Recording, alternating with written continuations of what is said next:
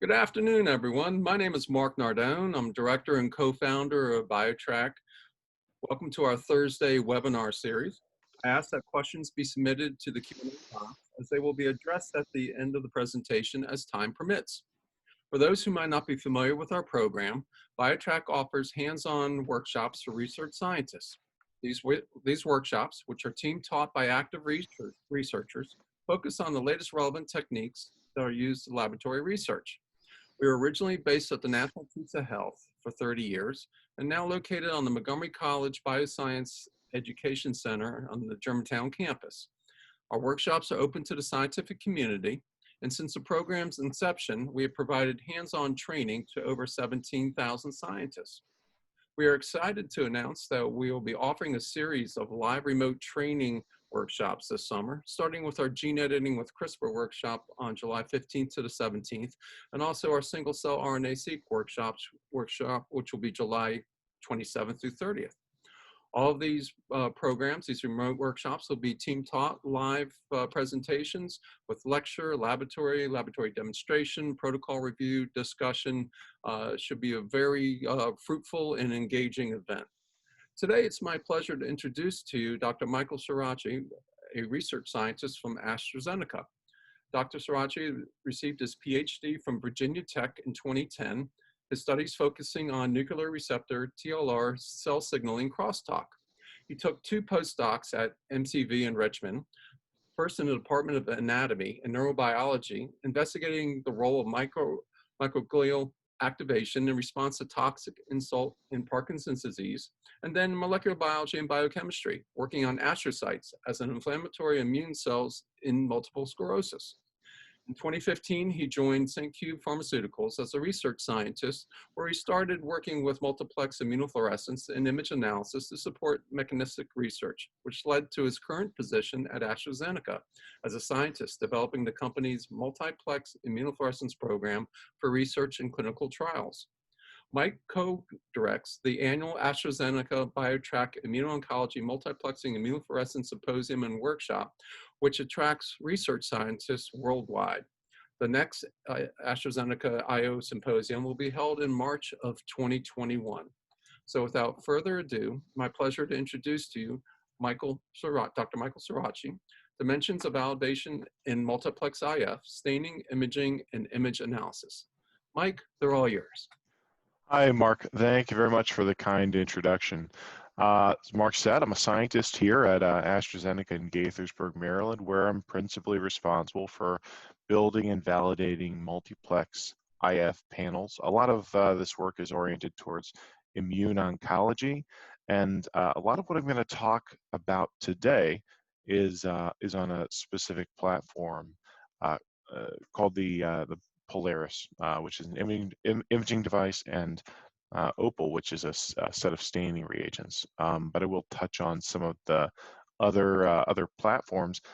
A lot of what I'm going to say is specific to that platform. However, a lot of the concepts bridge all multiplex IF platforms that are available. We're going to take some time to discuss design, strategy, optimization, and validation for multiplex IF. We're going to So when we started out working in panel development, there wasn't really a linear method for developing panels and validating them. So I think that what we've come up with is a set of controls that can be used pretty universally to identify known risks and make sure that you're not putting those into your panels. I'm going to break it up into 5. Sorry, my title slide, I forgot to go here. I'm going to break it up into 5 segments.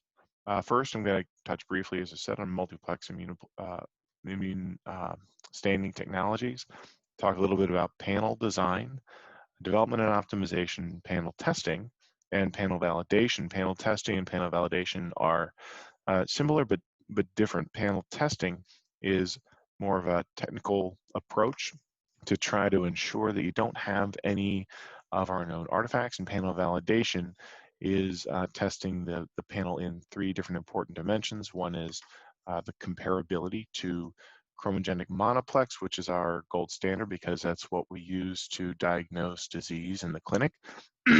2 is reproducibility at a single site with a single individual, and 3 would be reproducibility at from one site to another if you're deploying a panel broadly, or this could be between 2 different individuals in the same lab or 2 different devices. Really, the third aspect is a bridge study. So just want to take one slide that I think most of us have probably seen before. But for anyone who's unfamiliar with what's driving a lot of this multiplex IF development, the field of immune oncology is relatively new and concerned principally with understanding how the human adaptive immune response, although there is some interesting work in the innate immune response, but principally leveraging the human adaptive immune response and how it reacts to cancerous lesions and can assist in clearing of neoplasias. So in many cases, the immune response can eliminate these tumors, but in other cases, it permits tumor growth. Describing how this happens requires a pretty comprehensive understanding of the immune response in and around, as well as at sites distant from the tumor. We can measure this with flow, cytometry, gene expression profiling, proteomics, mass spec imaging, monoplex IHC, metabolomics, and lots of other different technologies. But multiplex IF, importantly, combines 2 critical elements, which are multi-marker phenotypes, as well as spatial resolution in the same sample. And it really allows us to do this with pretty high reproducibility and a really reasonable amount of throughput that makes this deployable in clinical trials, which is why it's important to companies like AstraZeneca. Quick overview of multiplex technologies. Multiplexing with chromogenic substrates is possible and commonly done, and you can see about 3 to 5 different targets, but this is limited by 2 things.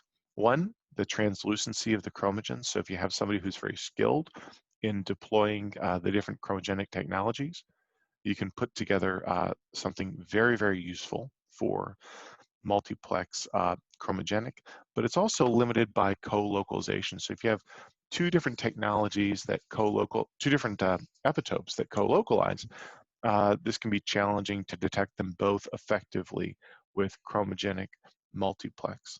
Sequential chromogenic detection uses ethanol labile substrates like AEC, and this is conducted really exquisitely in several labs that I've seen, but there's not a commercial and sort of robustly developed pipeline supporting this. On the right side, we have CyTOF and MIBI, which are the 2 devices exploiting mass cytometry imaging. Briefly, these antibodies are labeled with a rare earth metal, and 30 to 50 can be applied to a piece of tissue in a single staining step. The devices use a laser or an ion beam to ablate or remove tags from the tissue in a raster fashion, measuring all species at the same time using mass spec. These devices, they both have distinct advantages, but the panels, in at least my experience, are pretty challenging to develop and validate, and the throughput is lower compared with other multiplex staining technologies. So in the middle column, you can see a proliferation of technologies in the midplex and fluorescent space. Akoya, which used to be PerkinElmer, offers the Opal vector system, which we employ here. And this is based on tyramide signal amplification, as is the Ventana 5-plex IF panels, UltraView, Codex, and the Comet. The Comet's not available yet. That's in testing. They all use DNA barcodes or direct labeled secondaries, but importantly, they use the element of time and sequential staining to help separate your channels. These are capable of doing theoretically an unlimited number of targets, but you're limited by the mechanics of revealing multiple targets on tissues, and also the imaging. If the imaging is iterative, and this can be lead to issues with co-registration of images with small differences from revealing run to revealing run. The multiomic cell dive and the Milton Maxima are both sequential staining, and they use antibodies with differentiated floors. And finally, cell IDX uses hapten labels on the primaries to avoid species cross-reactivity. And I think cell IDX allows for the staining of 4 different targets sequentially in their latest version. So we use the OPAL vector system for several reasons. TSA allows for sequential staining of multiple overlapping targets with spectrally distinct fluorophores because TSA is covalently bound to proteins, allowing for the removal of primary and secondary antibodies after each staining round. The staining can be conducted on the BondRx auto stainer, which we employ here, which allows for sequential staining of these multiple targets with the same or different hosts for antibodies, and this really improves the throughput and the reproducibility, which I'll show you in some of our later data. The Vector Polaris imaging platform allows for the spectral separation of up to 8 protein targets plus DAPI plus autofluorescence removal, totaling 10 spectrally distinct channels. And so for us, this system strikes a balance between throughput, target count, and reproducibility that works for our needs in research, but also really importantly for clinical trials. Panel design and development. At the outset, it's really important to nail down your study goals and your reportable metrics. So your reportable metrics, that's what are you going to be measuring from the image, which specific multi-marker phenotypes and which specific distances or densities are you interested in measuring. Image analysis is almost universally the bottleneck these days in multiplex immunofluorescence workflows. So you want to make sure that when you're developing your panel that you justify all of the metrics with experimental reasons or scientific reasons, as opposed to doing things speculatively.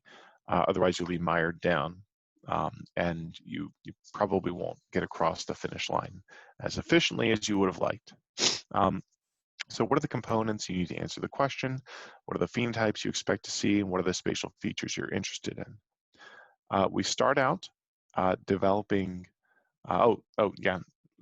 First we have to do marker selection. We make sure we designate positive and negative controls early on. There's a program called GeneInvestigator, which is a database browser, ATCC, Human Protein Atlas. These can all be good sources of information. So first, we develop monoplex chromogenic solutions for each target. We test multiple clones and primary antibody conditions. While still in chromogenic development, we determine order of staining. Since we stain one target at a time in sequence, we have to determine which targets are robust enough to be stained last and which must be stained earlier on. After the order of staining, we determine fluorophore selection. Here we maintain the same anti-retrieval blocking and primary conditions, and we test different fluorophores with each target. Once we've selected fluorophores, we determine the proper dilution of each and match the intensity of each signal across all targets. This is important to avoid both spectral bleed and Tsa blocking artifacts, which I'll describe in more detail later. Here we should assess not only signal intensity, but signal to noise ratio as well. In the final multiplex, we rebalance signals and then move on to testing. All right, so we recently put together an MIE chapter on our team approach to multiplex IF panel development. And it's important to include, if at all possible, a translational scientist or other lead scientist who can provide the study goals. This scientist may be supplemented by an immunologist or other specialist depending on your goals. Excuse me. Pathology input is indispensable when interpreting staining patterns and signal distribution. They're also really well acquainted with common IHC and IF artifacts and can help in troubleshooting and determining appropriate reportable metrics. The multiplex scientist is the developer of the assay. In this case, that's more than likely than not you. And the image analyst may be also you, but it's important to include this individual early on in order to give feedback on what will work for their purposes going forward. In this sketch of a panel building exercise, we have a clear hypothesis and a justification for each target. You can see where we've denoted expected cell types and co-localizations, as well as interesting distances, which we'd like to report. At the bottom, we have a list of reportable metrics. This is a product of perhaps a 2-hour meeting, and the bare minimum you should have before developing a panel. Even if you're working alone or in a small team, this is a really useful exercise. So step 1 of development is chromogenic solutions. This has been extensively described elsewhere, so I'm not going to dwell on this. The only special considerations that these assays should be developed on the BondRx platform, which has only 2 antigen retrieval options, ER1 and ER2. It's also advised to keep as many steps automated as possible in order to reduce variability in staining due to manual involvement. ER1 is citrate-based. You know what? I'm not going to dwell on this. I'm not going to describe those. Just to say that one is pH 6 and citrate-based, and the other is pH 9 and EDTA-based, and they're generally more stringent. ER2 is more stringent, resulting in more retrieval and more background.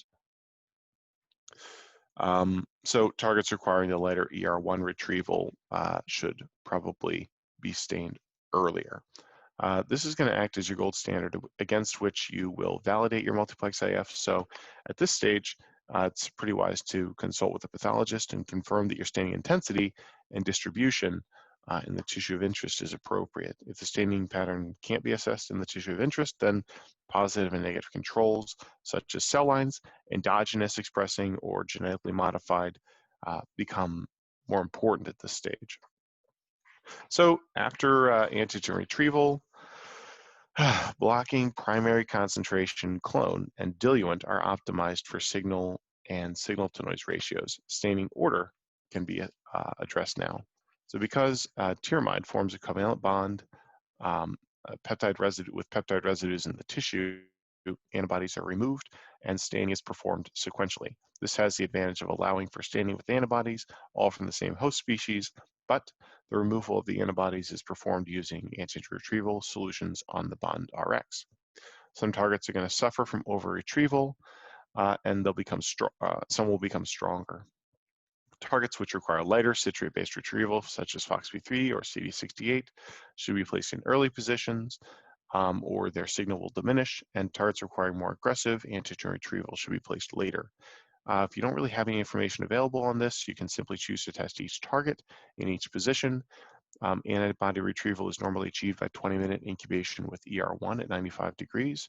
So include the appropriate number of antigen retrieval steps for each marker at each position. For example, 5 antigen retrievals preceding something to be stained in position 6. So this is the kind of experiment that is really pretty straightforward on the bond, but it's pretty complex and labor intensive when conducted manually. So assessment at this stage is qualitative, but the goal is to have all targets as close to the monoplex solution as possible. After primary conditions and staining order are established, change from chromogenic to fluorescent monoplex assay development. At this point, everything from the secondary antibody on will change from chromogenic to fluorescent monoplex assay. And because we've established that the antigen retrieval, blocking, and primary conditions in staining order are suitable to achieve both sensitivity and specificity for the specific clones you've chosen on your epitopes and the tissue of interest, we don't want to change those from this point forward. There are 2 parameters to optimize in fluorescent monoplex. The first is fluorophore selection, and the second is fluorophore concentration. We use both of these parameters to control our positive signal intensity, maximize our signal-to-noise ratios, and more importantly, to balance the signal across all channels. There are 8 TSA-linked fluors in the Opal system, depending on your imaging protocol. I'm only showing 6 of them here. The simplest approach is to test each fluor with each target, but this might be a little excessive due to practical considerations. So, sorry about that. We know that some fluors are brighter and some are dimmer. The simplest approach here is to take your highly expressed targets or your very bright targets and pair those, very strong targets, epitopes, pair those with a weak fluor and vice versa. They're likely going to be more than one right to the fluor target combinations. So when it comes to assessing signal intensity for each signal in monoplex fluorescence, we're able to do this quantitatively as well as qualitatively. This is due to the fact that spectral and mixing and image analysis software Inform, which comes with the Polaris, allow us to determine the intensity of each signal on a pixel by pixel basis. Raw counts as well as normalized counts can be assessed. Normalized counts are calibrated for gain, binning, bit depth, and exposure time. So the normalized counts you can compare from one channel to the next and one project to the next pretty safely. The target range is 10 to about 30 for normalized counts in the positive signal, and the signal to noise ratio, that's the signal in a positive cell versus a signal in a negative cell, should always exceed 10, but the higher, the better. Oh, it should also be noted that some fluorophores, especially Opal 780, which I don't show here, are dimmer, and so you can adjust your expectations as long as the signal to noise ratio and the channel to channel ratios are not too low. So, excuse me. If normalized counts are too high or too low, then we can adjust the intensity of the signal using TSA concentration as indicated here by dilution factor or titer. Here you can see that over a selection of non-small cell lung carcinoma and tonsil samples, we assessed positive signal intensity at various concentrations in each fluorophore, and we were able to use this information to select final concentrations. Again, we prefer to change the TSA concentration first to balance the signal intensity and leave the primary antibody conditions alone, because these are the conditions under which we have ideal binding of the primary antibodies. So the TSA concentration is too high. I think about a 50-fold dilution is about as high as I like to go, sometimes 25-fold dilution.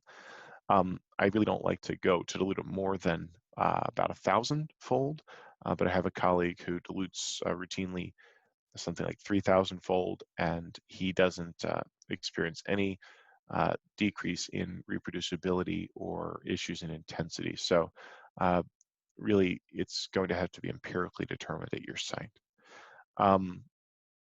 So after the primary conditions, the staining order, the fluorophore selection, and the fluorophore dilution are determined, then all the targets can be combined into the initial multiplex. Any changes in the signal from monoplex should be addressed preferentially by changing the TSA fluorophore concentration. There are two specific artifacts that should be considered at this point. Those are spectral bleed and TSA blocking. This is what the multiplex put together actually looks like. These are the two issues that we want to look at. TSA blocking, this is what pressure testing is designed to detect. So TSA blocking looks like this. In the image here, you can see that we stained first for either nothing on the left or PD1 on the right. And then after we stained and detected with TSA for PD1, we stained for CD3. In this tertiary lymphoid structure, you can see that the CD3 positive cells in the center, which are high for PD1, when we have high PD1, we're reducing our detection of CD3.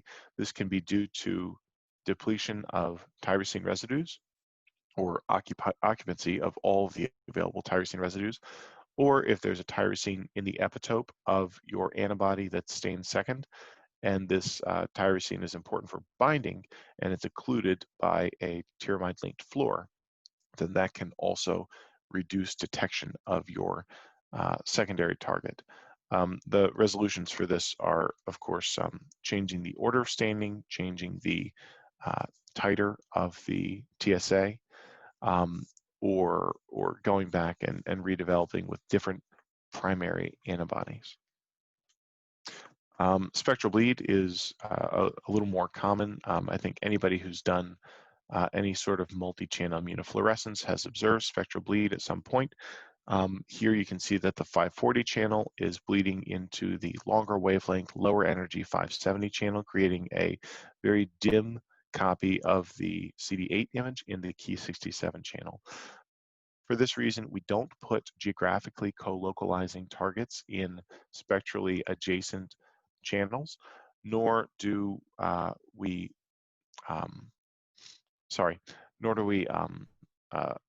make the intensity of the resolution for this is, of course, to reduce the intensity of the contaminating channel.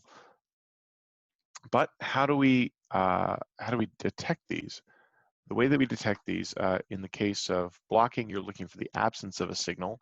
In the case of bleed, you may not always have the luxury of having distinct staining patterns. So for that, we developed drop controls, but I also want to talk a little bit about 2010 signal-to-noise assessment.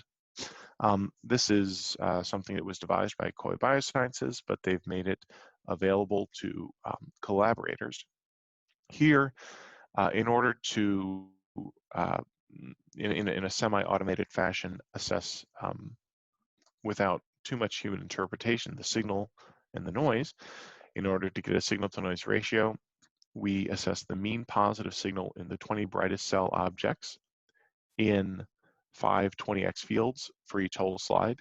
We assess the mean noise in the 10% dimmest cell objects in 5 20x fields per whole slide. And then we report the signal, noise, and the ratio between those segmented cells on a channel-by-channel basis.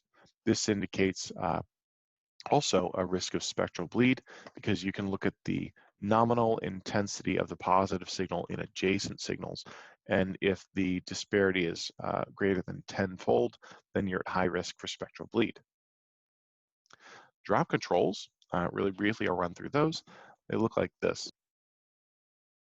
Here, you can see that we're running, each column is a single slide, and we're running the full multiplex in the first slide. The next slide, we've dropped only the primary antibody associated with a single channel. That's the only difference, and these differences are highlighted in red. So the purpose of this is that if you drop the primary antibody and then you still have signal in that channel, then that signal is necessarily coming from some other source other than the binding of your primary antibody. If you have, so this allows us to assess spectral bleed or antibody retention and incomplete antigen retrieval between staining rounds. But it also, I'm going to show you this in just a moment, allows us to assess whether or not we're observing Tsa blocking between two geographically co-localized targets. So you can see here that in the order of staining from top to bottom, PD1 is stained before CD8. And that's important a few slides from now. So really briefly, this is what the full multiplex looks like. And then I'm going to walk you through each drop control in a similar area of the same slide. On the right, you can see a tertiary lymphoid structure and some normal epithelium. In the TLS, you can see orange macrophages, which also express a little bit of PD-L1 in green. You can see purple PD-1 positive lymphocytes. You can see yellow proliferating key 67 positive nuclei. You can see cyan CD8 positive lymphocytes and red normal epithelium. This is at the tumor invasive margin. So on the left side, you can see tumor epithelium, which is red and green because it expresses cytokeratins as well as PD-L1. You can see some cyan, CD8 positive lymphocytes, and some magenta, PD-1 positive lymphocytes. And you can also see some proliferating nuclei and also some orange CD68 positive macrophages. In the PD-L1 drop, we lose the PD-L1 on the epithelium and on the macrophages. In the CD8 drop, we lose all of our cyan CD8 positive cells. In the key 67 drop, we lose all of the proliferating nuclei. CD68 drop, we don't see any orange macrophages. CK drop, we don't see any red epithelium, normal, or tumor. And in the PD1 drop, we lose all of our magenta PD1 pigments. We can take these same images and break them out by channel. So here we can see that if we represent each channel individually and each slide individually, we can build a matrix of these images. And in this case, what I've done is I've taken each fluorescent channel and represented it in brown, and the same DAPI channel and represented it in light blue. So this looks like a pseudo-chromogenic monoplex image, but this is actually a representation of each layer from each of those 7 slides. So on the left, you can see which slide it is. Each row is a different slide. On the top, you can see which channel we're representing. Now, to make sure that we're not getting signal where we shouldn't, the blue boxes contain all the combinations between the drop channel and that channel represented from that slide. So these should all be clean, meaning that they have nuclei, but they don't have any positive signal. And you can look through those and see that they all look clean. They all look like isotype controls. So that allows us to assess whether or not we've got bleed and whether or not we've got antibody retention from earlier stainings. But how do we assess Tsa blocking? Remember I said that PD1 was stained before CD8, and these can co-localize in the same cells. If we look at the CD8 channel in the multiplex, full multiplex, and in the PD1 drop, then, excuse me, then what we can do is take matched areas, annotate matched regions, and then count the cells in those regions. And we can actually do this for every slide. And this allows us to assess whether or not we see an increase in the number of CD8 cells in the PD1 drop. So if PD1 was blocking CD8, which is a possibility because it's stained before, and it co-localizes, then we would expect to see more CD8 positive cells in the PD1 drop, but we don't see that, and we see no CD8 cells in the CD8 drop.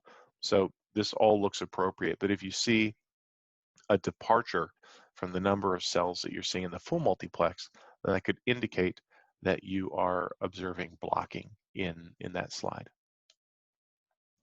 Just want to talk really briefly about signal to noise ratios in this 2010 approach. Briefly, what you do is you take the entire image and you'll choose 5 different segments, and these are chosen by the technician. These segments are spectrally unmixed, and then we'll segment the tissue in order to delineate each cell. This can be done in Inform. And then you take the mean expression of the top 20 cells from each field, and this is normalized counts represented on a per channel basis. And this is example data from 6 slides that were being compared with different conditions. You also take the mean expression of the bottom 10%. This represents the background. And then, oops, I've had an error in the slide here. Then you can devise a ratio between the mean top 20 and the bottom 10%.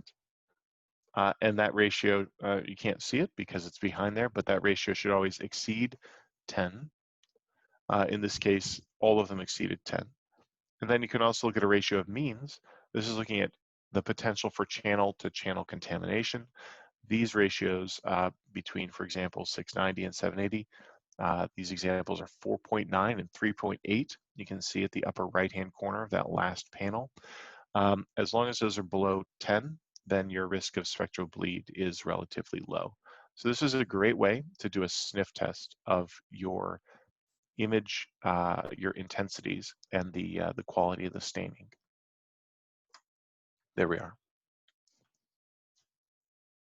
So just to summarize design, development, and testing, I talked about the approach for design and optimization, who should be involved, and what the criteria are. Principally, things need to be driven by a scientific question.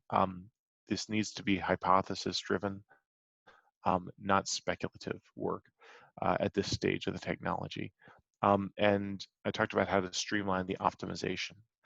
Pressure testing, I went over Tsa blocking, Spectra Bleed, drop controls, and the 2010 approach. And I didn't talk about panel changes, but panel changes, if you need to change one target, you do need to go back through the steps of pressure testing and probably optimizing. So if you need to change one marker, if it's a similar marker, this can be done relatively easily. It's not like building a whole new panel, but you will have to perform the pressure test again. So I'm going to move on to validation. As I said before, assay validation takes into account three different important areas. That is intermodal consistency, that's IHC monoplex, which is our gold standard, versus multiplex IF. Intra-user reproducibility, so this is between with a single person, single site, single device. How reproducible is the staining? And the third thing is inter-user or inter-site reproducibility, a bridge between two different individuals running the same assay or two different sites running the same assay. This is what a common cutting plan looks like for a validation that we do here at AZ. The pink lines represent the comparisons that are going to be made between the chromogenic IHC, which are the brown slides, and the multiplex IF, which are the rainbow slides. We always make comparisons between slides that are either sequential or very close to sequential. We try not to make comparisons over too much of a level distance. So that's why we have three different multiplex IF slides interleafed with the chromogenic monoplex. For the intra-user reproducibility, we'll take three slides that are sequential, and they run on day 1, day 2, day 3. This doesn't have to be on different days, it just has to be on different runs. We'll do comparisons between those. You can do independent comparisons, or you can do a single comparison. I'll talk a little bit about statistics before I jump off.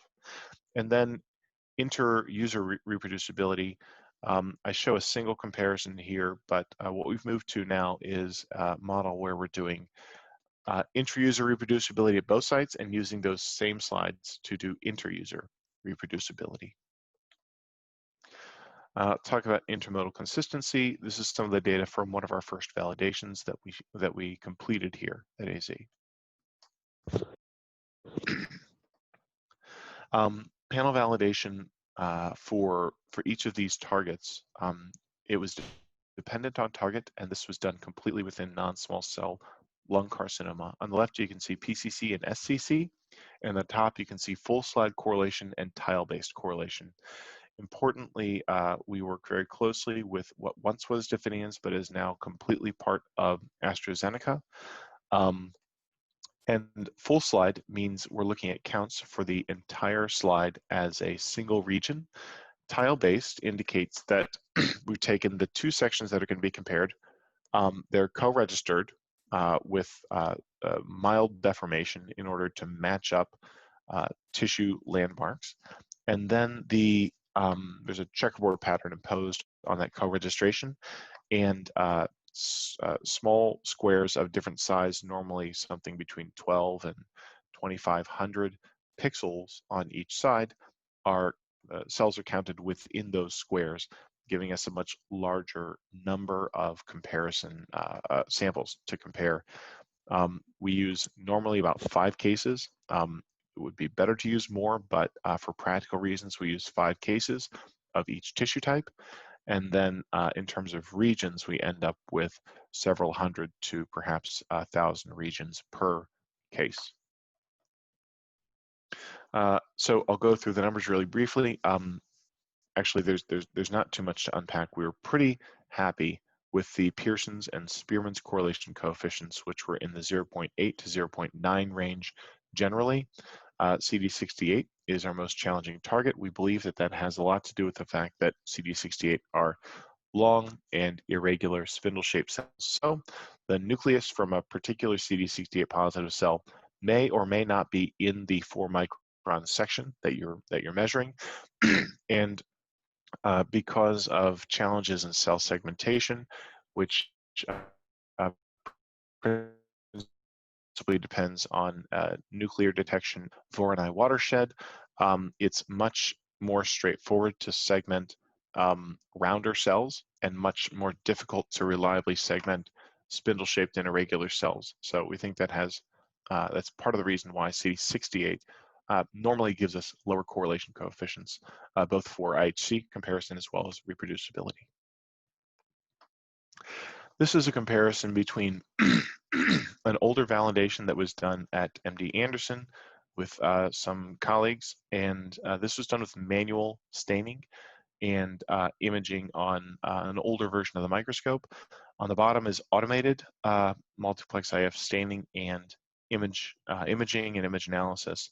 And you can see for the targets that were common to both of those panels, our Spearman correlation coefficients were uniformly higher using automated staining. So this is a lot of the improvement in the numbers is due completely to the fact that we're using a robot as opposed to human hands. Looking at intra-user reproducibility, here we stained 3 different slides on 3 different days for 5 different cases in non-small cell lung, and we took either a whole slide or a tile-based approach to this comparison. So here we're looking just at Pearson's correlation coefficients, and almost all of these numbers are in the 0.9 range. Actually, they're all in the 0.9 range. Some of them are 0.999, indicating very high reproducibility from day to day on the Bond staining robot. If we look at manual versus automated, we see that we do observe an improvement in these common markers with automated staining in terms of reproducibility from day to day. We're very happy with this. Look at intra-user reproducibility. You can do this between sites or between users. In this case, it was between 2 different users in the same lab. So we did a single slide comparison.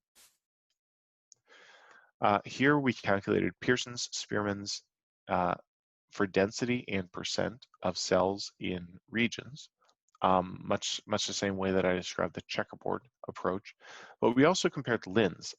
Lin's correlation coefficient takes into account, and I'll describe this in more detail, takes into account whether or not you're overcounting or undercounting with one or the other method.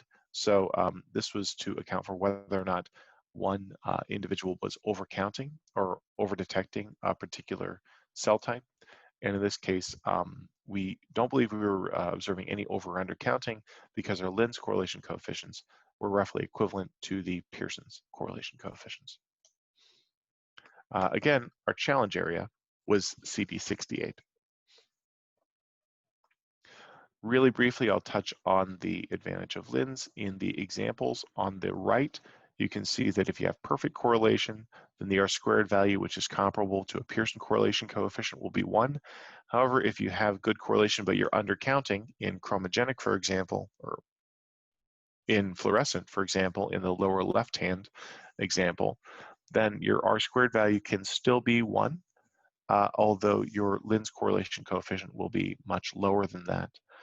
It introduces a penalty in the calculation if your line of best fit departs from the x equals y line. So Lin's correlation coefficient is only for direct comparisons of two different pieces of data. So one slide to another slide, use Lin's correlation coefficient. There is a version of this for multiple slide comparisons called intra-class correlation coefficient. So I made this illustration just to give me a chance to say that we have now moved to using Lin's correlation coefficients and intra-class correlation coefficients exclusively for these validations going forward because they are much more stringent and informative than Pearson's and Spearman's. This is just another illustration of that. So in summary, I talked about panel design. The team that has to be hypothesis driven, and that you need to establish what your reportable metrics are early on. Panel development, I talked about multiplex, chromogenic, staining order, fluorescent, fluorophore combinations, fluorophore dilution, and putting together the multiplex. For panel testing or pressure testing, talked about drop controls in 2010 and the known artifacts that we need to look out for. For validation of a new panel, I took us through intermodal, inter-user, or inter-site consistency, as well as the advantages of automated staining. For region level comparison, I talked a little bit about annotations. Actually, I didn't talk about annotations. I talked about the checkerboard pattern of regions for comparison, and for correlations coefficients, I talked about the utility of Pearson's and Spearman's, but our preference for Lin's and interclass. I'd like to acknowledge all of my fantastic colleagues inside and outside of AstraZeneca. And just talk real briefly, there's a Multiplex IF user group that we call TIME for Tumor Immune Microenvironment. That is a lot of folks who are like me. They're lab level individuals who are trying to leverage Multiplex IF in their respective institutions. These are government, academic, and industry folks from actually all over the country at this point, and we meet on a monthly basis. You're certainly welcome to reach out to me directly. I'm kind of the administrator of the group, although it's very egalitarian. If you're interested in joining and sitting in on some of our meetings, please reach out and I'll send you an invitation. And in addition, as Mark mentioned at the top, we are going to be hosting our third Multiplex IF meeting in Germantown, Maryland under the Bio-Trac banner. Right now, it's scheduled for March 9th through 12th in 2021, COVID permitting, of course. So with that, Mark, I will hand it back to you, and I hope that we've got some folks who have decided to hang around. I'm sorry I've bled into other meetings, but also I'm happy to take some questions. All right, we have one here from Joshua. First of all, thank you, Mike, for an excellent presentation. It is appreciated. For discovery applications, how do you validate antibody performance in tissues where the antigen target has never been characterized before? We don't have a positive control for our tissue of interest. At best, we have to guess. Sure. If you don't have a positive control for the tissue of interest, I kind of alluded to this earlier, but there is a really fantastic, I suppose I'd call it a database browser called Gene Investigator. That's usually my first stop. I think that there are academic and site licenses available for this, and this can help you find a cell line that is high, medium, low, and null for expression of a target. So the question is really about, we don't know whether the target is there or not, and we don't know whether the antibody that we're testing is any good. So if you want to validate or really just give a sniff test to an antibody for an unknown target in an unknown tissue, then you're going to need an orthogonal measure. And my first stop in the tissue would be in situ hybridization. So it would be RNA-scope. I know that it's not always straightforward to combine Multiplex IF and RNA-scope. I know some folks are doing it. It doesn't work for every difficult target, but that would be my first pivot too. I hope, Joshua, that was valuable. The next question, from your experience, how many types of immune cells you can maximally identify with Multiplex IF in TME? How many different types? So we're limited principally by the two things. One is the number of markers, and the other is our confidence in multiplexing. So if you're sure that you don't have any blocking or bleed, if you have as close to full confidence in each of your markers independently, then you're limited by then at that point you're limited by the panel design. So you could potentially identify 36 to the 36th or 6 to the 6th different combinations of markers, although not all of those are going to be meaningful. So what's a good answer to your question? Realistically, we identify somewhere between a dozen and maybe 18 or 20 really meaningful, biologically meaningful phenotypes, sort of marker-derived phenotypes. It's probably on the order of between 10 and 15 usually, but really once you have that number of markers,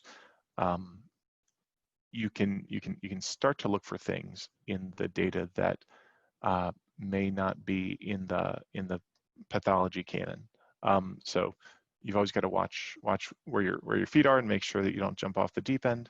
But biologically meaningful is a definition that people like to put on things, and I'm not sure that we always have to limit ourselves to just sort of the known and previously described phenotypes that are out there, especially when we're pushing the limits in terms of technology. All right. Well, Michael, thank you so much. An outstanding job, very thorough, and it's appreciated. And again, for your direction on our annual symposium that we see over 100 in attendance, research scientists. It's a phenomenal event. Thank you everyone for attending today's webinar. I hope you've enjoyed this series. We are talking about putting together another series in the fall. That would be 6 to 8 webinars, something that we will continue with. Again, I had mentioned that we are going to be doing live instruction workshops starting in July, going through September, as we're going through the current pandemic. And we're excited about the groups that we have lined up who will be instructing, again, active researchers, primarily experts in the field. So without further ado, I wish everyone a good day, be safe, and Thanks, Mark. Mike, thank you, and look for the handout beginning of next week. Thank you so much. All right.